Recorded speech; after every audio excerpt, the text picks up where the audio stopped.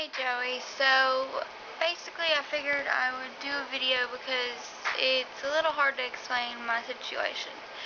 When I was 11 years old, I woke up for school one morning and my dad usually wakes me up, goes get his coffee, I go back to sleep, and then he'll wake me up on his second trip.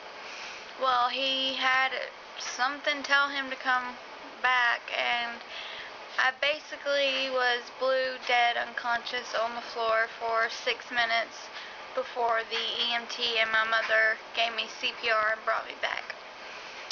Now, from there, I was took to St. Luke's, which is our small hospital, and then I was flown to Asheville Hospital, me still being in a coma the whole time. Once I was in Asheville, I woke up. I squeezed my daddy's hand, and I was flown to Duke because Duke usually has the best heart doctors.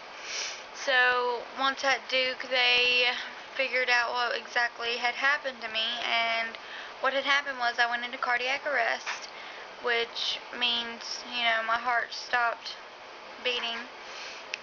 And that I was diagnosed with long QT syndrome. Now, long QT syndrome consists of heart rates from when you go to sleep, they can be in the tens, and literally 10 beats a minute, and that's what caused me to go into cardiac arrest. When I grew up, I used to sleep with my parents, and I would kick the living shit out of them. And the doctors realized, that was a symptom and a sign. I'm not blaming them, but if they had known, then maybe it would have been stopped earlier.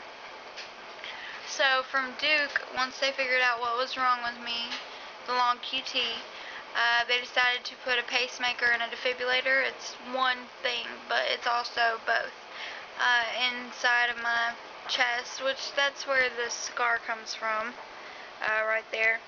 I've had it replaced, so I've had it put in, and then I've had it replaced once, and it's not it's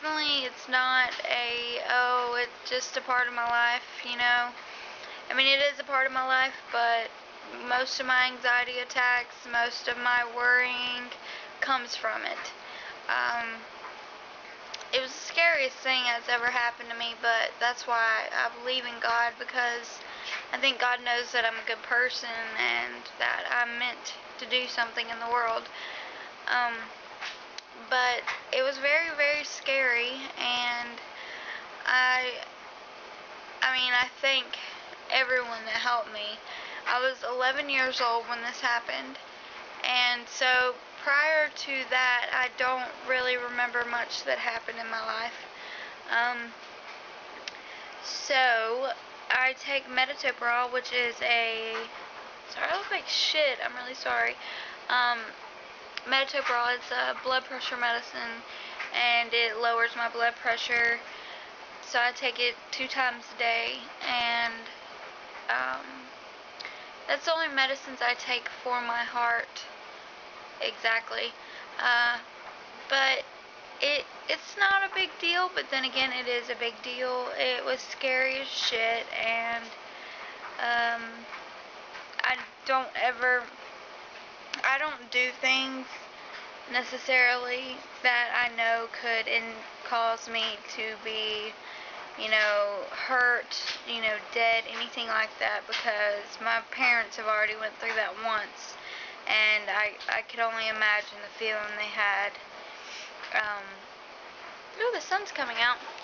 So, no, it affects me, but in certain ways it doesn't. So, yeah, that's what happened to me, and, but I have only been shocked twice.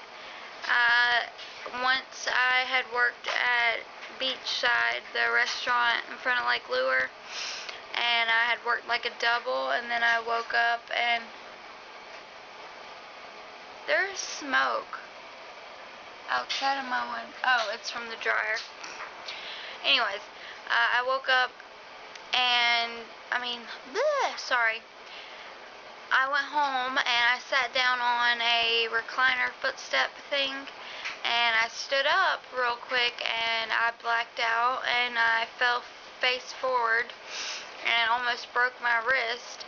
But what had happened was when I stood up, my heart rate went to 300 beats a minute, so it shocked me, and I woke up with ringing in my ears.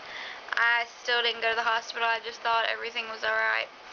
And another time it shocked me was I woke up late and I didn't take my medicine because it's a 12-hour medicine. You take it at 8 at night, you take it at 8 in the morning.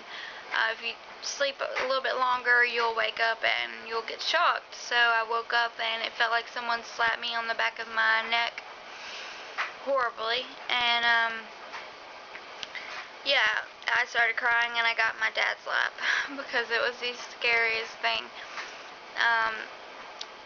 That was scary, and I've also had it chime, make its noises. It goes woo, woo, and beeps, and all kinds of stuff like that, which really does make me worry.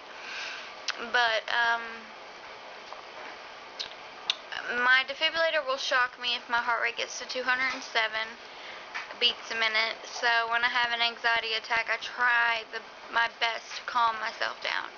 And the pacer is there for when I'm sleeping and it gets to be about 10 beats a minute. Below that, it'll start pacing it to make it go higher. I mean, it'll pace it right now if it wanted to, and I can feel it. It's a different type of feeling. You'd have to understand. But yeah, you asked about it, and you're one of my favorite viewers, so I figured I'd do a video just for you, letting you know about it. And, yeah, so I will see you guys sometime soon. When Daddy comes tomorrow, I'm going to videotape Daddy, and I'll have my laptop. I'm so excited. I can't wait. But yeah, there is the video. I love you all. Take care, and I will see you soon. Much love. Peace.